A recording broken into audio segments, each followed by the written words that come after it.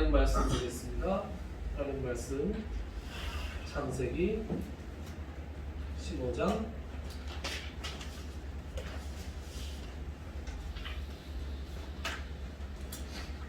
1절부터 21절까지입니다. 창세기 15장 한 장을 다 읽도록 하겠습니다. 창세기 15장 1절부터 끝절까지.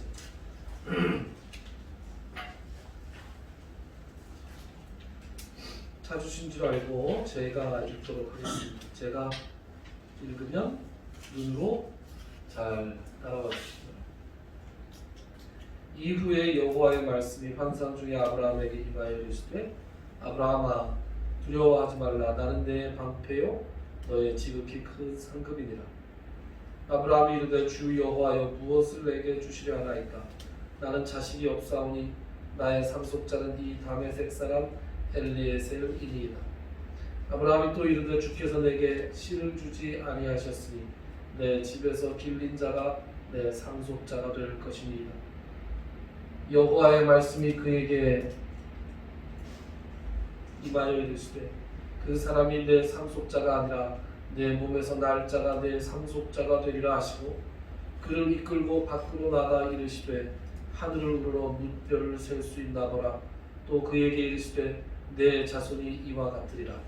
아브라함이 여호와를 믿으니 여호와께서 이를 그의 의로 여기시고 또 그에게 이르시되 나는 이 땅을 내게 주어 소유를 삼게 하려고 너를 갈대아인의 우르에서 이끌어낸 여호와니라.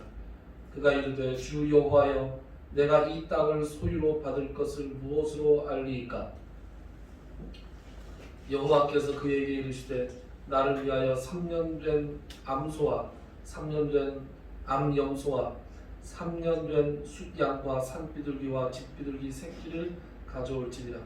아브라함이 그 모든 것을 가져다가 그 중간을 쪼개고 그 쪼갠 것을 마주 대하여 놓고 그 새는 쪼개지 아니하였으며 솔개가 그 사체 위에 내릴 때에는 아브라함이 쫓았더라. 해 질 때에 아브라함에게 깊은 잠이 임하고 큰 흑암과 두려움이 그에게 임하였더니 여호와께서 아브라함에게 이르시되 너는 반드시 알라. 내 자손이 입안에서 객이 되어 그들을 섬기겠고 그들은 400년 동안 내 자손을 괴롭히리니 그들이 섬기는 나라를 내가 징벌할지며 그 후에 내 자손이 큰 재물을 이끌고 나오리라. 너는 장수하다가 평안히 조상에게로 돌아가 장사될 것이요 내 자손은 4대 만에 이 땅으로 돌아오리니 이는 아무리 족속의 죄악이 아직 가득 차지 아니함이니라 하시더니 해가 져서 어두울 때에 연기나는 화로가 보이며 타는 횃불이 쪼갠 고기 사이로 지나더라. 그날에 여호와께서 아브라함과 더불어 언약을 세워 이르시되 내가 이 땅을 애굽 강에서부터 그 큰 강 유브라데까지 내 자손에게 주노니 곧 겐 족속과 그라스 족속과 감노 족속과 헷 족속과 브리스 족속과 르바 족속과 아모리 족속과 가나안 족속과 기르가스 족속과 여부스 족속의 땅이니라 하셨더라. 아멘. 본문 읽는 데만 5분이 걸리네. 지금 아니면 잘 안 읽으실 것 같아서 제가 이렇게 부르르 읽고 있습니다. 자, 한 줄을 건너뛰었지만 기억을 한번 되살려보죠. 14장의 내용은 그돌라오멜 연합군을 물리치고 빼앗겼던 사람들과 재물을 다시 찾아온 아브라함의 이야기가 나와 있습니다. 그렇죠? 거기서 우리가 11조를 최초로 드린 아브라함에 대해서 살펴보았고 그 다음에 지난번에는 15장 1절 말씀만 보면서 이 상황, 아브라함이 개선장군으로 왔지만 여전히 아브라함은 오히려 더 고립되는 그런 상황에 놓일 수밖에 없었다. 그런 말씀을 드리면서 아브라함은 정말로 인간적으로 볼 때 두려워할 수밖에 없는 상황에 처해 있었고 그때 하나님께서 환상 중에 나타나셔서 아브라함아 두려워하지 말라. 내가 내 방패이다. 이런 말씀을 주셨습니다. 여러분 제가 여기서 한번 다시 한번 질문을 하죠. 하나님께서 환상 중에 나타나셔서 이모부 목사야, 두려워하지 말라. 내가 내 방패다. 내가 너를 지켜줄 것이다. 그러면 어떨 것 같아요? 힘이 막 뿜뿜 나고, 그죠? 기분이 좋죠. 네, 에너지가 막 네. 상승이 되고, 인간적으로 낼 수 있는 열심과는 다른 그런 그 열심과 의욕을 내는 것이 정상 아닙니까? 그럴 것 같죠? 네. 2절을 한번 보십시오. 15장 2절. 15장 2절에 나는 내 방패요 너의 지극히 큰 상급이니라. 하나님께서 환상 중에 나타나서 이런 엄청난 약속을 해주셨는데 아브라함 반응이 시큰둥해요. 어떻게 시큰둥합니까? 주 여호와여 무엇을 내게 주시려 하나이까? 지극히 큰 상급이다 그랬더니 아니 도대체 뭘 주실 건데? 이렇게 되어있고 있습니다. 나는 자식이 없사오니 나의 상속자는 이 다메섹 사람 엘리에셀이니이다. 이렇게 했습니다. 그러니까 시큰둥해요. 아유 하나님 뭘 주실지 모르겠지만 저한테 보상을 해주셔서 뭐 재물을 많이 주시면 뭐합니까? 자식이 없는데 지금 이렇게 아브라함이 살짝 삐딱하게 나가는 것 같아요. 아니 제가 지금 상당히 오랜 시간 동안 십몇 년을 지금 이렇게 하나님 말씀만 믿고 말해 나왔는데 자식을 언제 주실 거는 언제? 그래서 하나님이 주신다는 씨는 잘 모르겠고 우리 지금 우리 식솔들이 이끌고 있는 종 중에서 엘리에셀이라는 종이 있는데 이 다메섹 사람 엘리에셀을 제가 상속자로 삼을까 합니다. 그렇게 얘기해요. 그래서 하나님께서 뭐라 그러세요? 아니다. 내 몸에서 내 몸에서 날 자가 내 상속자가 될 것이다. 이렇게 약속합니다. 하나님께서 약속해 주시죠. 그리고 아브라함을 밖으로 이끌고 나가셔서 뭐라 그래요? 5절에 보면 하늘을 우러러 무뼈를 셀 수 있나 보라. 여러분 몽고 갔다 오신 분 있습니까 혹시? 장로님 몽고 갔다 오셨어요. 몽고 갔다 오셨습니다. 몽고 가서 제일 볼만한 게 뭐라고요?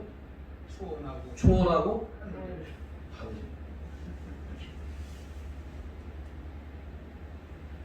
그 초원에 가서 뭐 게르라고 하나요? 텐트에서 이렇게 자를 때 하늘을 보면 이야 별이 저렇게 많구나. 별이 그렇게 많다면서요. 한국에는 없는 별이 몽고에는 있는데 그러니까 시골만 가도 좀 공기 좋은 시골만 가도 하늘에 별이 좀 있죠. 근데 전국에서 공기가 제일 좋은 인천에서 별이 하나도 안 보여. 서울엔 별이 좀 보이나요? 예. 약간 좀 보여요? 큰 게 보여요? 예. 얼마 전에 저희 아버님이 사진을 찍으셨는데 새별이 하나 딱 보이더라고요. 예. 신기하게 잘 안 보이는 거. 예. 그런데 실제로는 하늘의 별, 제가 어디서 읽으니까요. 하늘에 있는 별의 숫자가 지구에 있는 모래 숫자보다 많답니다. 여러분 상상이 되십니까? 예.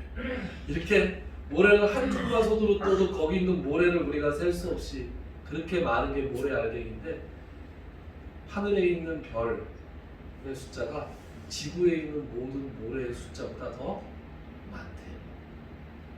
하나님께서 아브라함에게 하늘에 있는 별을 보라고 합니다. 별을 보고 네가 별을 셀 수 있겠느냐? 네 자손이 그렇게 셀 수 없이 많아질 것이다.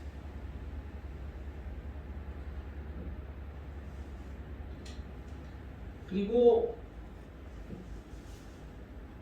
7절에 보면 이런 말씀을 또 하시죠. 그에게 이르시되 나는 이 땅을 내게 주어 소유를 삼게 하려고 너를 갈대아인의 우르에서 이끌어낸 여호와니라. 그러니까 이 땅을 주겠다. 이제 어떤 땅이 아니라 이제 구체적으로 좀 이 땅을 주겠다.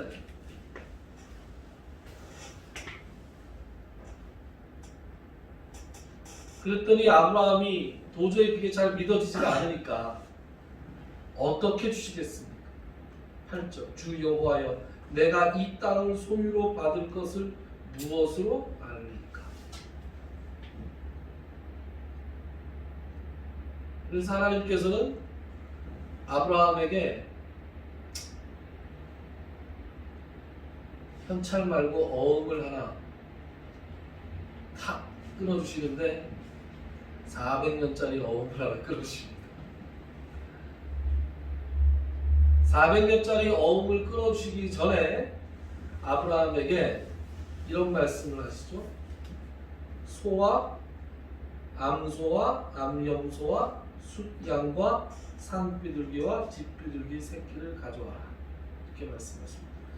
우리가 베드로전서를 살펴볼 때 제가 창세기 15장의 요 대목을 제가 소환해서 이걸 한번 살펴본 적이 있습니다만 다시 한번 기억을 되살리면 하나님께서 지금 이 동물을 준비하라고 하시고 아브라함은 10절에 보면 그 동물 모든 것을 가져다가 그 중간을 쪼갰다 그랬습니다.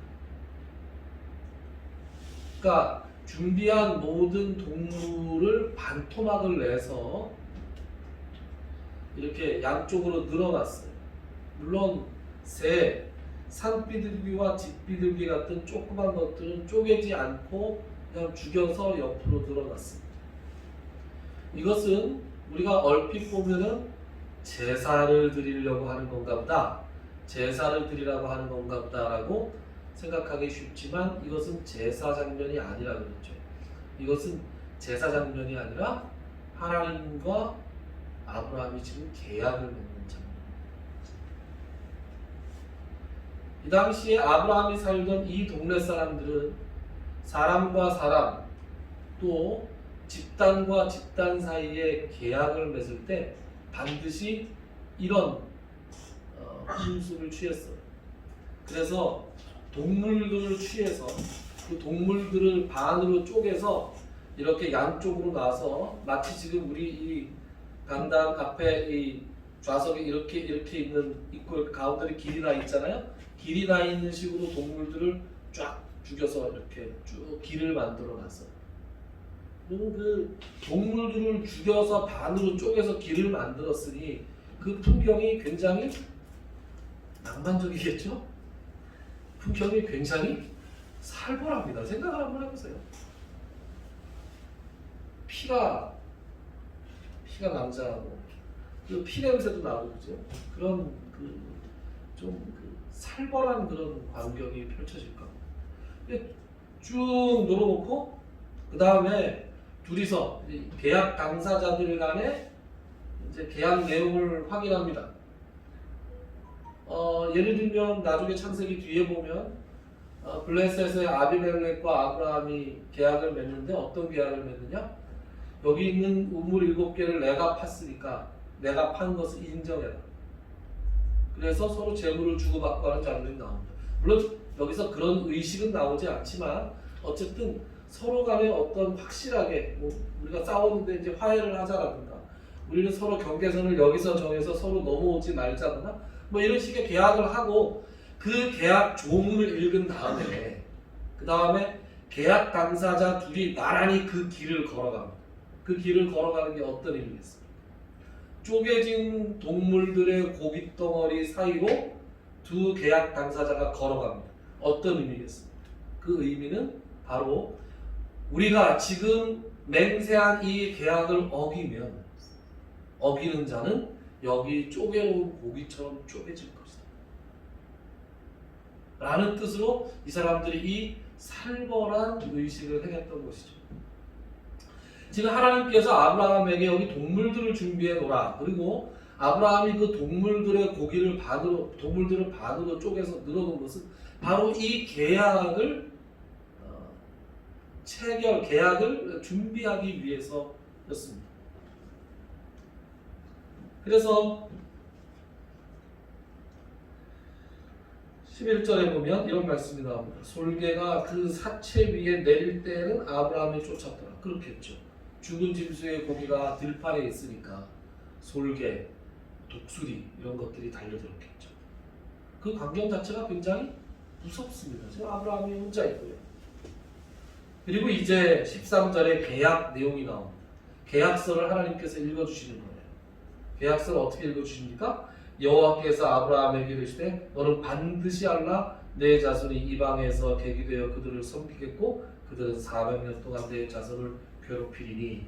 이거 어떤 거예요? 나중에 요셉으로 말미암아서 우리가 알고 있죠. 이스라엘이 애국 땅에 가서 거기서 400년 동안 종살이를 하다가 나오잖아요. 어떻게 나옵니까? 14절 그들이 섬기는 나라를 내가 징벌할 것이다. 그렇죠. 그 후에 내 자손이 큰 재물을 이끌고 나올 것이다. 여러분 여기 살짝 얘기가 새일지도 모르겠는데 창세기 12장에 보면 아브라함이 애국에 갔던 사건이 있죠.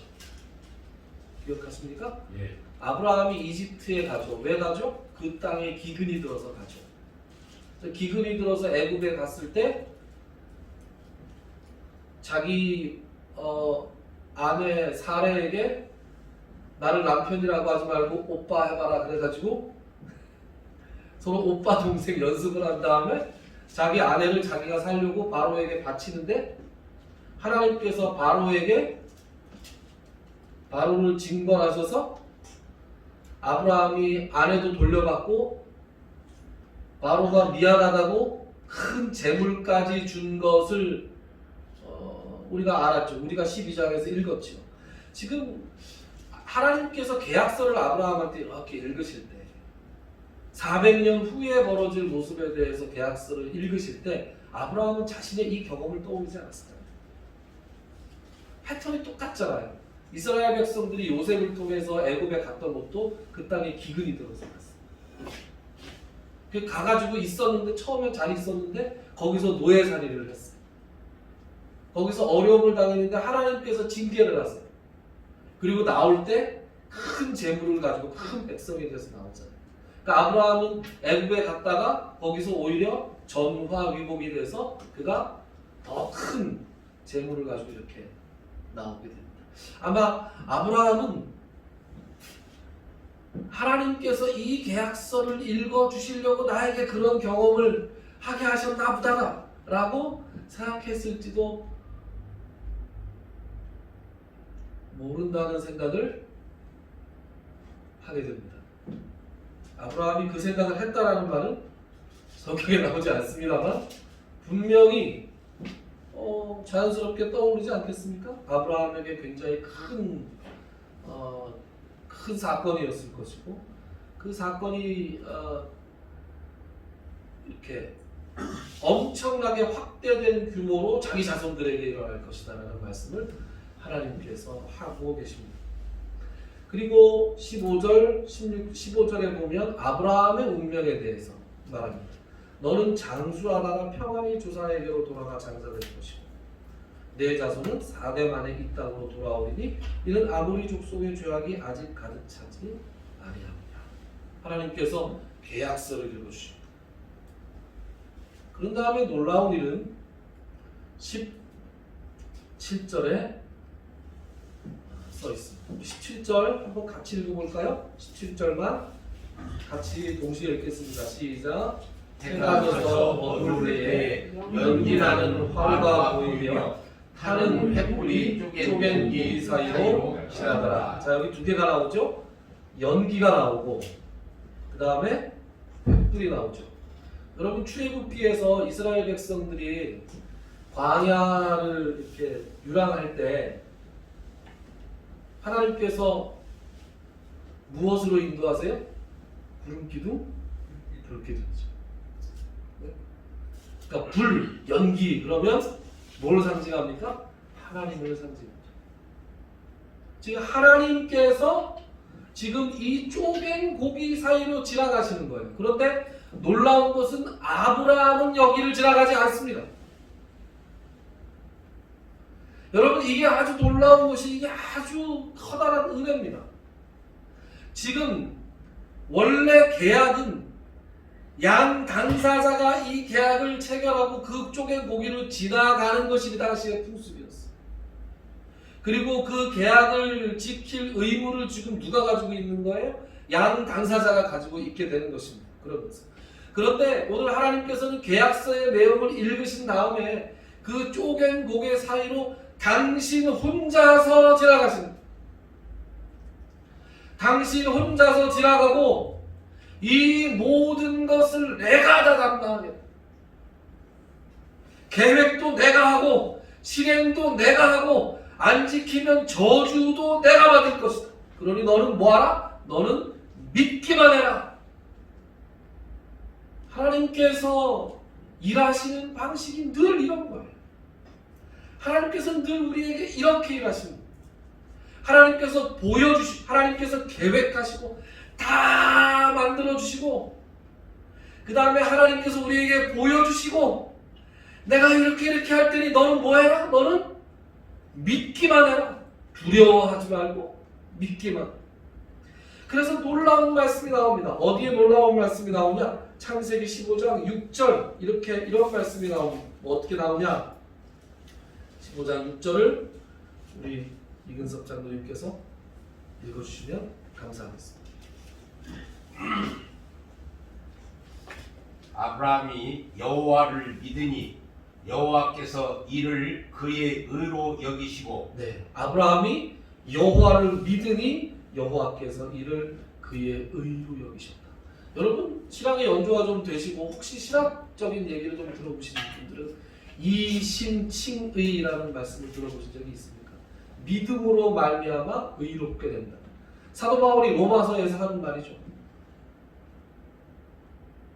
율법으로 말미암아 우리가 의롭게 되는 것이 아니라 우리가 믿음으로 말미암아 의롭게 된다라는 말씀을 사도 바울은 로마서 4장에서 바로 이 사건 15장 6절에 나오는 요 말씀을 가지고 그 유명한 이신칭의 교리를 갖다가 확정해요. 아브라함이 무슨 행위로 의롭다 하심을 얻었냐? 그렇지 않느니라. 아브라함은 행위로 의로우심을 받은 게 아니라 성경이 뭐라고 말하느냐? 한번 찾아볼까요? 로마서 4장 3절 찾아보면 더 좋겠죠. 로마서 4장 3절, 로마서 1장 2장 3절, 4장 1절 2절 3절을 우리 한번 찾아서 읽어보겠습니다. 신약성경, 제가 가진 성경은 신약성경 243페이지.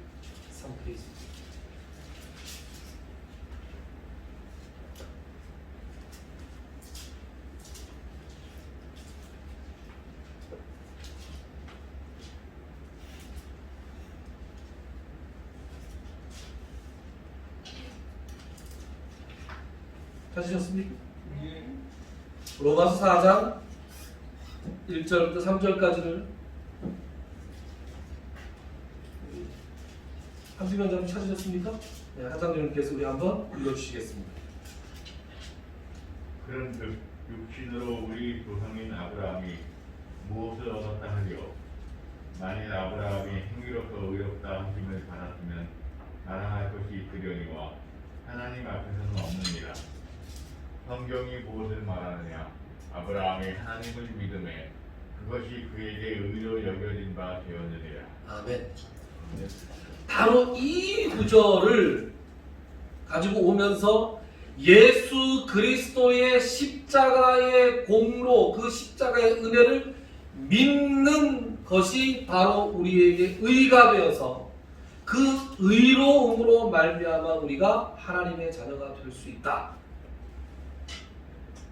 라는 말씀의 근거로 아브라함이 여호와를 믿으니 이것이 그에게 의가 되었다.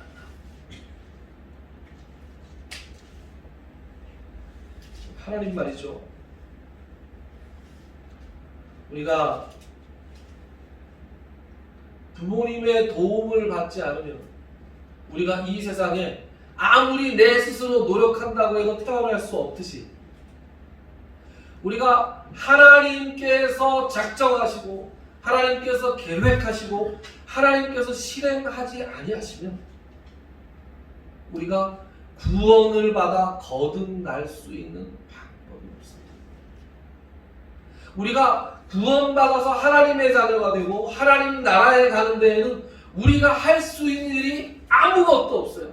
그저 하나님께서 이루신 그 놀라운 역사를 우리가 믿는 방법밖에 없습니다.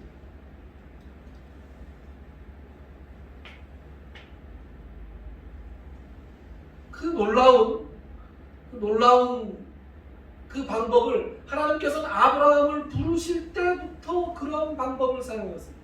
하나님께서는 항상 결정적인 순간에 우리가 할 수 있는 일이 아무것도 없다는 것을 우리가 깨닫고 그저 믿기만 하면 하나님의 놀라운 역사와 은혜를 체험할 수 있는 그런 것을 우리에게 펼쳐주신다니까요. 여러분, 이것이 또 어디서 나오느냐? 이번 주에 제가 유독 많이 떠올렸던 것이 바로 여호수아서 2장 말씀이었어요. 여러분, 여호수아서 2장으로 한번 가볼까요? 여호수아 2장. 성경 많이 찾네요. 2주 만에 나오니까 하고 싶은 말이 되게 많은 것 같습니다. 여호수아서 2장. 페이지를 가지고 네, 페이지. 제가 가진 페이지는 구약 성경 320페이지입니다.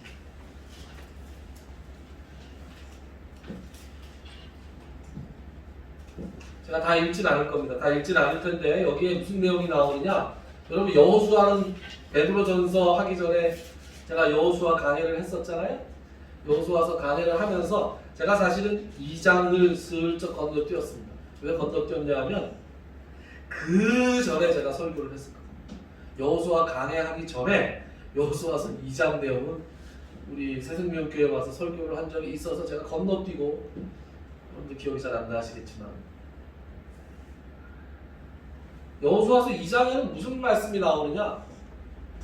여호수아가 이제 여호수아서의 내용은 뭐냐면 40년 동안 광야를 방황하던 이스라엘의 이제 그 광야 생활이 끝이 나고 여호수아가 모세가 죽고 여호수아가 지도자가 돼서 이제 가나안 땅에 입성하는 가나안 땅을 정복하는 그 전쟁의 이야기가 기록되어 있는 것이 여호수아서예요.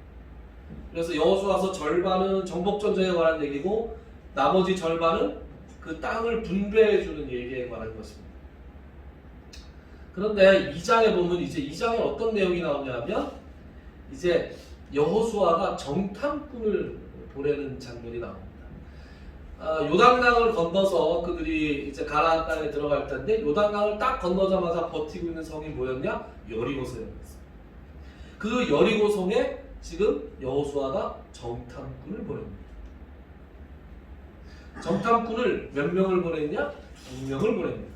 여러분, 이 여리고성의 정탐꾼 이야기는 혹시 아시죠? 네, 제가 대충 얘기해 보겠습니다. 정탐꾼이 들어갔는데 성에 들어가자마자 여러분, 정탐꾼의 생명은 뭡니까? 안 걸려야 되잖아요. 안 걸려야 되잖아요. 스파이가 걸리면 곤란하잖아요. 그래서 안 걸려야 되는데 2절에 보면 어떤 사람이 여리고 왕에게 말하였는데 보소서, 이 밤에 이스라엘 자손 중 몇 사람이 이 땅을 정탐하러 이리로 들어왔는데, 아니 들어가자마자 걸렸어요, 이 사람. 그러니까 지금 정확하게 여리고성이 어떻게 돼 있었냐 하면 성벽이 겉벽이 있었고요, 속벽이 있었는데 겉벽과 속벽 사이에 이렇게 사람들이 다니면서 거기에 점포들이 좀 있었던 것 같아요. 뭐라고 표현해야 돼요? 상가가 형성돼 있었던 것 같아요. 그 상가 중에서도 지금 뭐가 있었느냐? 기생의 집이 있었어요. 유곽이 있었던 것 같아요. 정탐꾼들이 들어가자마자 안으로 깊이 들어가지는 못하고 뭘 하냐면 그 성벽에 있었던 기생집에 들어갔어요. 여러분, 낯선 남자가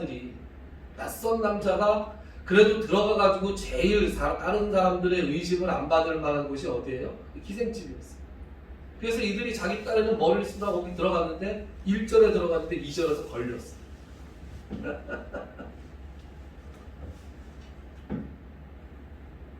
그래서 이들이 그 기생 라합의 도움으로 거기서 숨어 있다가 탈출을 합니다. 요 여호수아 2장 내용은 말이에요. 굉장히 이상한 내용입니다. 잘 읽어보고 잘 생각하면 굉장히 이상한 내용입니다. 첫째 이상한 건 뭐냐면 여러분 정탐꾼은 뭘 해야 됩니까? 비밀스럽게 거기를 정보를 캐내야 되잖아요. 그러면 정탐꾼의 활동이 성공적이려면 어떻게 해야 돼요? 성벽 기생충에 있어가지고 뭘 할 거예요? 기생 몇 명 있더라 이런 거 파악해가지고 무슨 도움이 돼요? 지금 여리고성을 쳐들어가서 안에 들어가가지고 성벽을 좀 살펴보고, 예? 병력은 얼마나 되는지, 무기는 얼마나 있는지, 성벽의 어느 부분이 약한지, 왕은 어디에 있는지, 성의 민심은 어떤지 이거 살펴봐야 되잖아요. 그게 스파이가 하는 역할인데 이 스파이들이 고작한 거는 우리가 끝까지 나중에 읽어보면 알겠지만 성에 들어갔다가 기생 라합에 숨어 있다가 도망 나온 게 다예요. 그럼 정탐꾼은 성공을 한 겁니까? 못한 겁니까? 전혀 못한 거죠. 아무것도 한 게 없어요. 정탐꾼은 그냥 들어갔다가 죽지 않고 살아나온 거예요. 아무런 정보도 캐내지 못했습니다. 그런데 더 희한한 건 말이죠. 하나님이 더 이상해요. 정탐꾼이 이상한 게 아니라 하나님은 더 이상하세요. 하나님 왜 이상하냐? 여러분 여리고성이 어떻게 여리고성을 함락시켰습니까? 여리고성은 바깥에서 빙빙 돌았잖아요. 첫날 한 바퀴 돌고, 두 번째 돌고, 세 번째 돌고. 애초에 정탐꾼이 갈 일이 있었나요? 애초에 캘 정보도 없었어요. 들어가서 알고 싶은 게 없어요. 하나님 작전이 뭔데? 하나님 작전 밖에서 도는 거였어요. 이상한 하나님의 작전. 하나님이 그런 작전을 가지고 계셨는데 정탐꾼은 왜 보낸 거예요? 그리고 그 정탐꾼에 관한 얘기를 2장 1절부터 24절까지 잔뜩 써놨습니다. 도대체 뭘 보라고?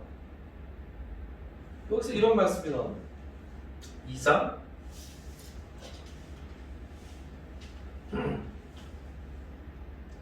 8절 2장 7절까지의 내용은 라합이 이제 군사들이 자기네 집에 들어닥치니까 그 사람들 내가 보긴 봤는데 벌써 빠져나갔다. 저리로 가더라.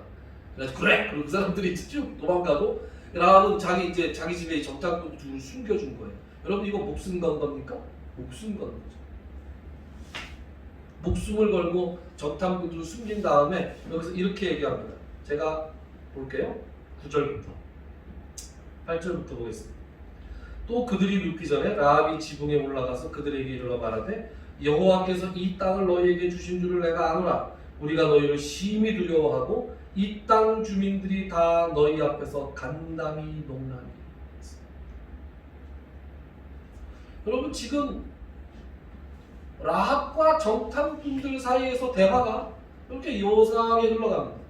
계속 읽어볼게요. 10절 이는 너희가 애굽에서 나올 때 여호와께서 너희 앞에서 홍해 물을 마르게 하신 일과 너희가 요단 저쪽에 있는 아모리 사람의 두 왕 시몬과 오겐에 행한 일 곧 그들을 전멸시킨 일을 우리가 들었음이니라. 우리가 듣자 곧 마음이 녹았고 너희로 말미암아 사람이 정신을 잃었나니 너희의 하나님 여호와는 위로는 하늘에서도 아래로는 땅에서도 하나님이시니라. 그러므로 이제 청하노니 내가 너희를 선대하였은즉 너희도 내 아버지의 집을 선대하도록 여호와로 내가 맹세하고 내게 증표를 내라. 그리고 나의 부모와 나의 남녀 형제와 그들에게 속한 모든 사람을 살려주어 우리 목숨을 죽음에서 건져내라. 여러분 지금 누가 도관에 든 죄입니까? 정탐꾼들이 도관에 든 죄입니다. 지금 누가 누구한테 살려달라 그래야 됩니까? 정탐꾼들이 라합에게 살려달라 그래야 됩니다. 그런데 라합은 지금 자기들을 숨겨놓고 라합이 자기들에게 뭐라 그래요? 우리를 살려달라. 우리를 살려줄 것을 당신이 믿는 하나님 여호와의 이름으로 우리에게 맹세해라. 그리고 이 여자 입에서 놀라운 얘기가 나옵니다. 애굽에서 어떻게 했고, 애굽에서 나와서 나오는 길에 뭘 어떻게 했고, 뭘 어떻게 했고, 그런 다음에 너희가 온 것으로 말미암아 우리 여리고 성 안에 있는 백성들의 간담이 다 녹았다. 너희 하나님은 하늘에서도 하나님이시고 땅에서도 하나님이시다.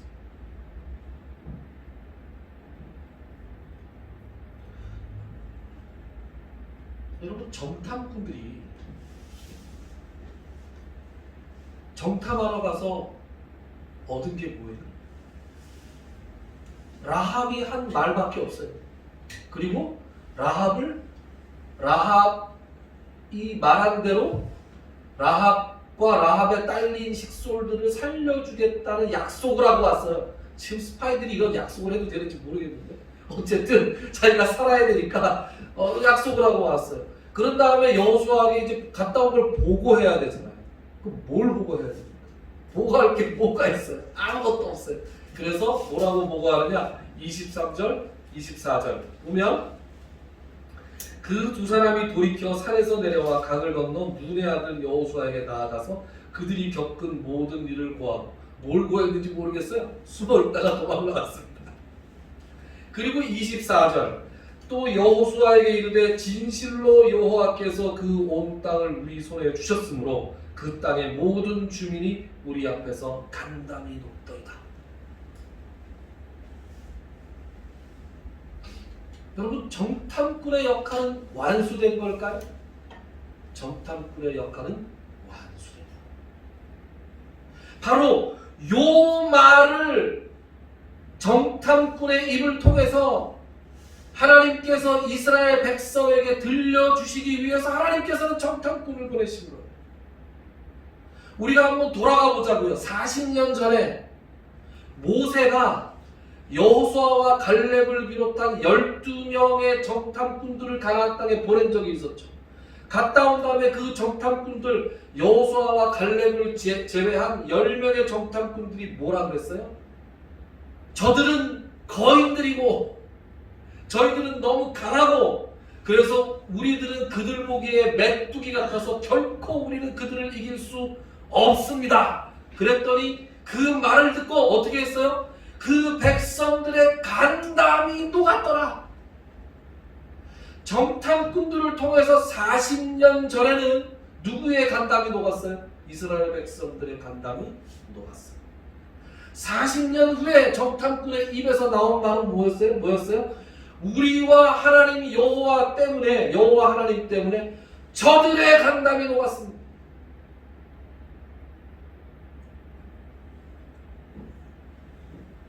그러니 어떻게 하라? 믿기만 하라. 40년 전에 있었던 그 실패,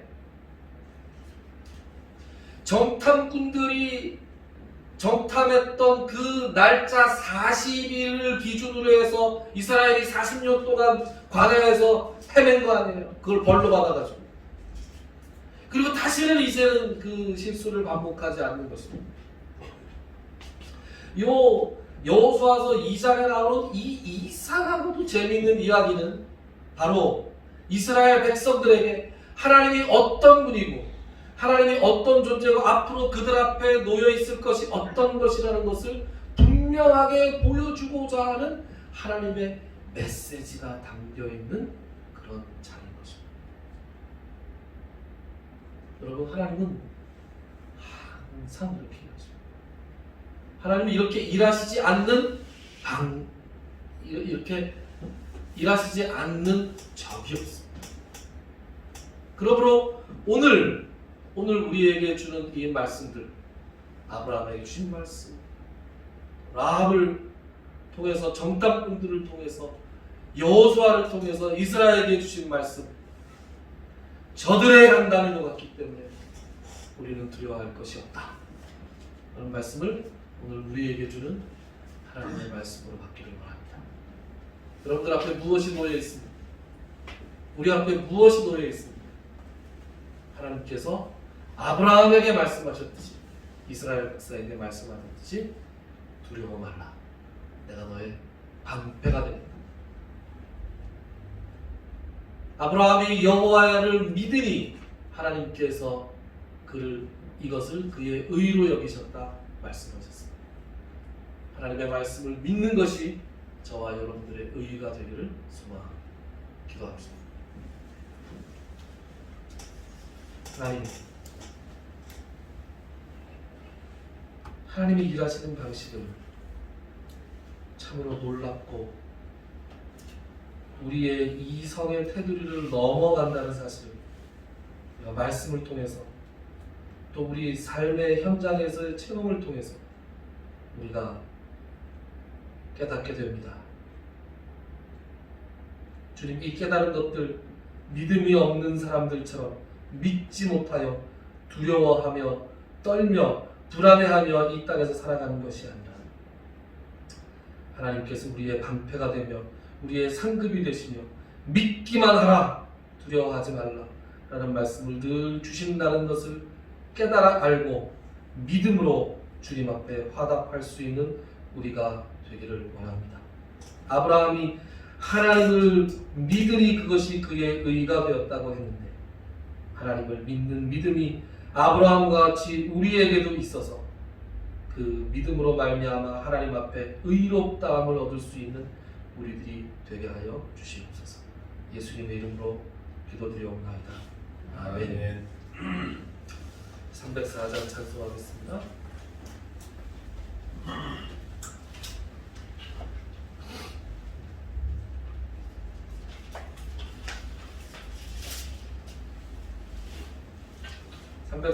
우리 1절만 부르신 후에 예배 마치겠습니다.